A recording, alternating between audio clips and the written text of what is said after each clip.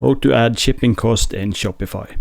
First thing you want to do is to log into your Shopify dashboard. And then you want to go down to the settings in the down on the left corner.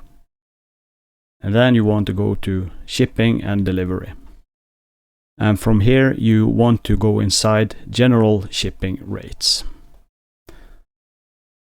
And inside here you can customize your domestic and international shipping rates.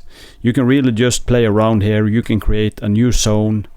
You can edit the zone that is already inside here, or you can add another rate, and you can set a rate for an existing fee.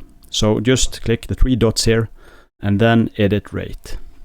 So let's say the standard rates is 25, and then you want to click done. And let's say, for instance, you under the international rates, you want to edit the countries you are sending to. So then you can just click edit zone, and then you can check and uncheck the countries that you want to send to. And inside here you can also add another rate, and you can edit an existing rate.